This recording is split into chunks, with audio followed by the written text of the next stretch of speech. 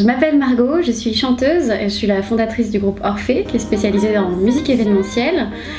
Donc on intervient pour des prestations à la fois pour des particuliers et pour des professionnels. Donc ça peut être des mariages, des soirées d'entreprise, des événements de toutes sortes.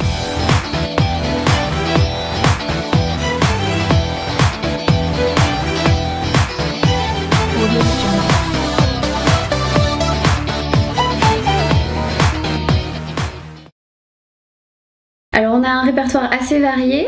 On a notre premier répertoire, donc c'est un répertoire plutôt généraliste, donc des reprises pop, variété internationale, des standards de jazz, donc d'Ella Fitzgerald à Adele, en passant par Bruno Mars ou même des reprises de Rihanna ou de Beyoncé. Soyons fous.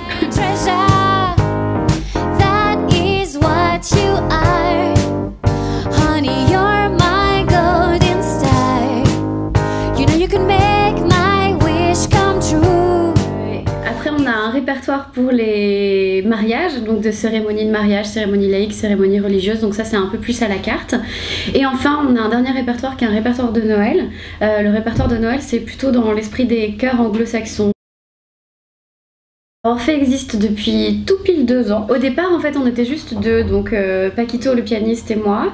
Et au fur et à mesure en fait on s'est rendu compte qu'on avait un peu trop de demandes par rapport à ce qu'on pouvait réaliser. Et donc on a monté une deuxième équipe donc, qui est composée de Lucille, une chanteuse, et Laurent, un pianiste. Je suis le poinçonneur des lilas, le gars qu'on croise et qu'on ne regarde pas. Y a pas de soleil sous la terre, rôle de croisière. Pour tuer l'ennui, j'ai dans ma veste les extraits du Reader Digest. Comme ça, nous, quand on est déjà engagé, on propose le deuxième duo, donc Lucille et Laurent. Et on a lancé une nouvelle formule aussi il y a quelques jours, avec un troisième musicien, un batteur qui s'appelle Damien. Et donc en fait, ça permet d'avoir une nouvelle formule à proposer pour les événements un peu plus... d'une envergure un peu plus importante, parce qu'un batteur ça permet d'avoir un peu plus de nuances et aussi ça apporte un peu plus de dynamisme, donc ça nous aide pas mal pour les gros événements.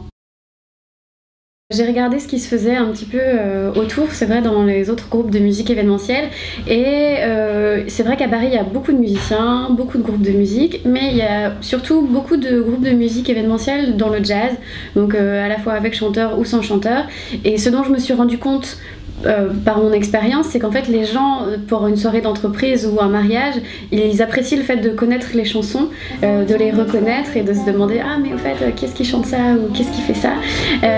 Donc c'est vrai que ça nous différencie un petit peu parce qu'on a fait le choix dans notre répertoire d'avoir à la fois des standards de jazz mais très connus et en même temps des reprises de pop, variété internationale que les gens vont reconnaître. Être chanteuse, c'est mon métier à temps plein, mais en fait je suis pas vraiment que chanteuse, puisque Orphée, c'est pas que de la musique, c'est la partie commerciale, la partie marketing, la partie référencement, démarchage, faire un site internet, créer des visuels, créer un univers, une identité visuelle, faire des vidéos. Donc en fait moi j'ai fait des études de marketing avant, c'est pour ça que ce métier en fait que j'ai créé, qui n'a pas vraiment de nom, c'est vraiment ce que je veux faire, c'est pas que de la musique. Alors avec Orphée, vu qu'on n'est que deux dans la formule classique, chanteuse et pianiste, on intervient pour des événements qui sont relativement de petite envergure, donc je dirais que le maximum c'est 100-150 personnes. Après le plus gros événement qu'on ait fait, il y avait 500-600 personnes, et c'est là aussi où on s'est aperçu des limites de ce qu'on proposait, et c'est aussi pour ça qu'on a décidé d'avoir un batteur avec nous, pour justement ces plus gros événements, ces plus grosses soirées, avoir quelque chose de vraiment plus adapté à proposer. Donc Orphée, c'est vrai que nous on propose une musique d'ambiance, c'est vraiment un accompagnement d'événements.